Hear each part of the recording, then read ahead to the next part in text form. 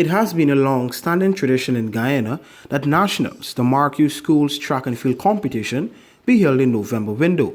However, some coaches and officials have a different opinion on when is the best period for the event to be held, so athletes' potential can be maximized. According to Hutson, February-March is the ideal period, given the curve the games is held Easter weekend. Nationals coming when it do come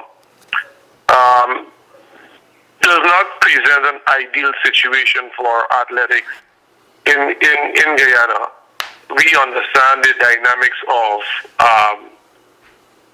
the whole school cycle and what else happens in the calendar. But for us in track and field, having nationals at the time it is normally held in Guyana is out of sync in what is happening in the rest of the world.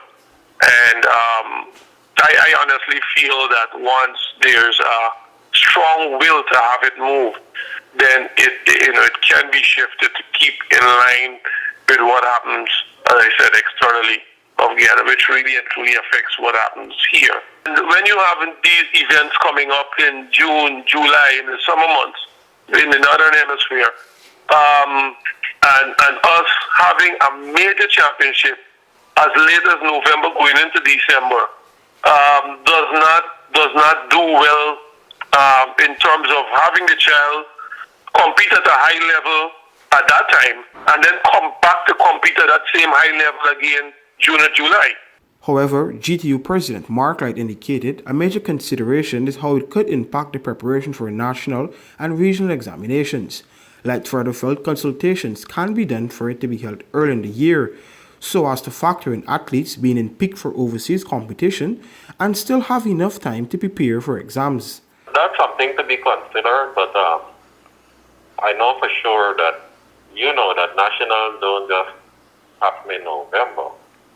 National has a build up in terms of starting in September and culminating towards the end of November. So we have to look and see how we can factor in the competition at the primary level, at the school level, at the inter-house level, then the inter-school, then the inter-zone, and then still have nationals at the earlier time in January. So again, those are some discussions that can take place.